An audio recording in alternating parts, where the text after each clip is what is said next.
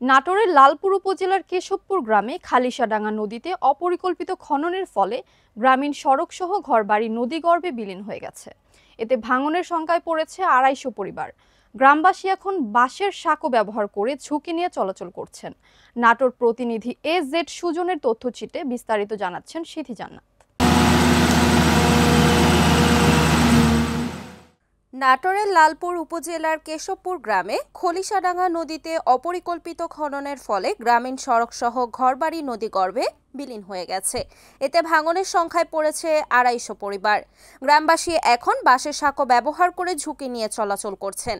স্থানীয়দের অভিযোগ, বরেন্দ্র বহুমুখী উন্নয়ন কর্তৃপক্ষ গত বছর কোটি টাকার প্রকল্প নিয়ে নদী খনন ও গাইড ওয়াল নির্মাণ করে, কিন্তু নিম্নমানের সামগ্রী ব্যবহার ও নানা অনিয়মের কারণে ৬ মাসের মধ্যে ওয়ালে ফাটল ধরে।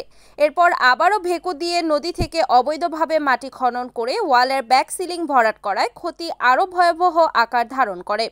ফলে নদী পাড়ের ২৫০ পরিবার ভাঙনের ঝুঁকিতে পড়েছে। ইতিমধ্যে একটি বাড়িও ভাঙনের কবলে পড়েছে। একমাত্র সড়ক নদীতে তলিয়ে যাওয়া ছোট জানো গ্রামটিতে প্রবেশ করতে পারছে না। স্থানীয়রা জানিয়েছেন, ছোট জানো গ্রামটিতে প্রবেশ করতে না পারায় ৫০ মিটার নদী পার হতে ফসলি জমির কাদা পানি পাড়িয়ে প্রায় ১.৫ কিলোমিটার ঘুরে সড়কে উঠতে হচ্ছে। গ্রামবাসী নিজেদের উদ্যোগে বাঁশের সাঁকো তৈরি করে ঝুঁকি নিয়ে পায়ে হেঁটে চলাচল করছেন। শিশু, নারী ও বৃদ্ধদের জন্য এটি মারাত্মক ঝুঁকিপূর্ণ হয়ে দাঁড়িয়েছে। এখানে যে গাইড ওয়ালটা দেখা যাচ্ছে, এই গাইড ওয়ালের ওই পাশে পর্যন্ত আমাদের রাস্তা ছিল, যে রাস্তাটা নদী খননের কারণে ভেঙে গিয়েছে। এমনকি আমাদের এই যে বাড়ি দেখা যাচ্ছে, বাড়ি ঝুঁকির সম্মুখীন, কখন জানি বাড়িও ভেঙে যাবে। আমাদের এখন পারাপারের কোনো রাস্তা নাই। আমরা অত্যন্ত কষ্ট করে আমরা চলাফেরা করছি। গ্রামের মানুষ কৃষিপণ্য আমাদের যেগুলো রয়েছে সেগুলা গ্রামের কৃষকেরা মাথায় করে নিয়ে খুব কষ্ট করে এই যে আমরা ব্যক্তি উদ্যোগে যে আটটা দিয়েছি, এই আটটা দিয়ে এখন আমরা পারাপার হচ্ছি, যেটা আমাদের জীবন চলাচলের জন্য অত্যন্ত ঝুঁকিপূর্ণ। বর্তমানে এখানে আমাদের অনেক সুন্দর রাস্তা ছিল, আর অতিরিক্ত নদী খননের ফলে এটা রাস্তাটা ভেঙে গেছে, মাটি অনেক সরে গেছে, ফলে মানুষের যাতায়াতের সমস্যা হচ্ছে, আমাদের অনেক কষ্ট হচ্ছে। এর ফলে আমরা নিজ উদ্যোগে এই আটটা তৈরি করছি, যাতে আমরা রাস্তা দিয়ে চলাফেরা করতে পারি। আমার এই রাস্তা অনেক দিন থেকে আমরা দুর্ভোগে ভুগতেছি।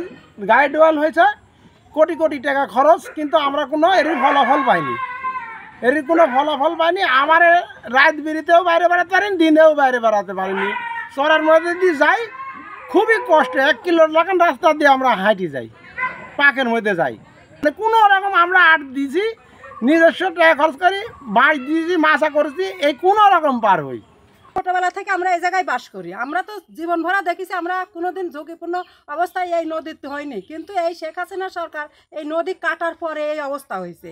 এই নদীটা যদি না কাটতো তাহলে আমরা তো এই ঝুঁকিপূর্ণ অবস্থা হতাম না। আমরা এই যে ঝুঁকিপূর্ণ অবস্থার সম্মুখীন হয়ে রয়েছি, যে কখন আমার এই জন্য বাড়ি ঘর ভাঙি চলে যায়। সমস্যায় আমার রাস্তা নাই, ঘাট নাই, কোনো কিছু নাই, ক্ষমতা নাই যে একটা মজামল একটা কান্দাকারি পার করলেই ক্ষমতা নাই যে একটা সাঁকো দেয়। সাঁকো কোন কালে সরকার সাঁকো দিবি, হাসে না সাঁকো দিবি, ইয়ার মানে হাসে না পলাইলো, ইয়ার মানে সাঁকো দিল না, আবার হাসে না ভেকু আইনে কাটি, তারপর আমার বাড়ি ঘর ভাঙ্গি চুরি ঘর মার্কেট থিয়া গেল। আমাদের দেশে মেম্বার নাই, চেয়ারম্যান নাই, কিছু বলতে কিছু নাই। ভোটের সময় সবই আসে, সবগুলাকে হাতের তলে পাওয়া যাবে। এবার আসে যেননি মঙ্গল দিব, খালি আসলেই হয়, কি জানি আসেবি। এ বিষয়ে বিএমডি এর বড়াইগ্রাম জোন উপসহকারী প্রকৌশলী আবুল বাশার স্বীকার করেছেন, বর্ষার আগে নিয়ম বহির্ভূতভাবে নদী থেকে মাটি খনন করে ওয়ালের ফাঁকা জায়গা ভরাট করা হয়েছিল। তিনি বলেন, রাস্তা বিলীন হওয়ায় আপাতত বিকল্প ব্যবস্থা নিতে হবে। বর্ষা শেষে স্থায়ী সমাধানের পরিকল্পনা হাতে নেওয়া হবে। বিকল্প ব্যবস্থা অবশ্যই নিতে হবে, এটা তো আমাদের মাথায় আছে।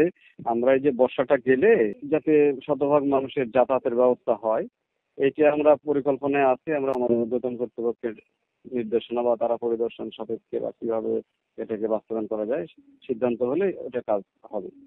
এ বিষয়ে লালপুর উপজেলা নির্বাহী কর্মকর্তা মেহেদী হাসান বলেন, প্রকল্প বন্ধের বিষয়টি সমন্বয় সভায় আলোচনার জন্য উপস্থাপন করা হবে। পাশাপাশি পৌরসভা থেকে প্রয়োজনীয় পদক্ষেপ নেওয়া হবে। প্রকল্পটি পাশ হলেই আমাদের এই রাস্তাটি আমরা করে দিতে পারবো।